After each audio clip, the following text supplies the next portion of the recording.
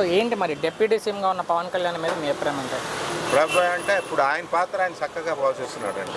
అది అంటే ఆ పదవికి న్యాయం చేస్తున్నారా? పదవి ఇచ్చినందుకు పదవి చేస్తున్నాడు, జవాబుదారీగా మాట్లాడుతున్నాడు ఆయన. ఓకే, అది అసలు ఆ పదవికి అర్హుడైన పవన్ కళ్యాణ్ అర్హుడు కాబట్టే నేను గతంలో నాకు తెలిసిన వరకు చెప్తున్నా, ఆయన ఎలక్షన్కు ముందు ఒక 3 నెలల ముందు నాలాంటి వాళ్ళు కూడా ఈయనేం పనికొస్తాడు, ఈయనేం చేస్తాడు, సినిమా పరిశ్రమ అంత అనుభవం కష్టం ఇబ్బందులు అనేసి ఎవరు లైక్ చేయలేదు. అదే మనిషి ఆయన కూడా అన్నాడు, నాకు జనం వస్తున్నారు కానీ ఓట్లేయరు మీరు, కానీ మీరు దయచేసి ఓట్లేయండి, నన్ను చూడండి, నేను చేస్తానా లేదు అని అన్నాడు.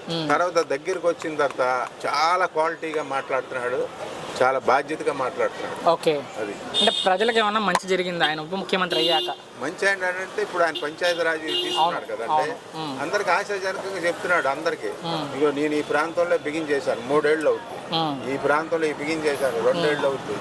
అలాగే ఇప్పుడు అక్కడ గిరిజన ప్రాంతాలు ఉన్నాయి, ఆ ప్రాంతంలో మరి న్యాయంగా చేసి చూపించి కొన్ని చేస్తున్నాడు, నమ్మించాడు. అంటే సినిమాలు చేసుకుంటా ప్రజలను పట్టించుకోకుండా హైదరాబాద్లో కాలం గడుపుతున్నారు పవన్ కళ్యాణ్ అన్నారు కొంతమంది.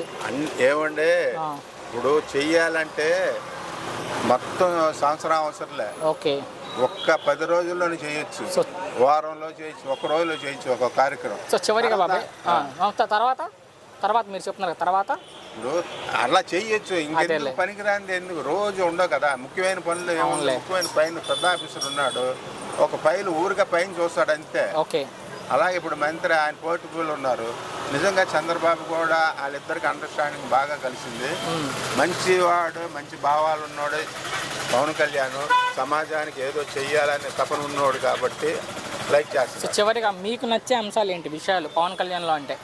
పవన్ కళ్యాణ్ అంటే ఇప్పుడు ఎవరైతే ఇబ్బందులు పడుతున్నారో, ఎవరైతే చికాకులు పడుతున్నారో వాళ్ళకి ఏదో చెయ్యాలని తపన ఉన్నాడు.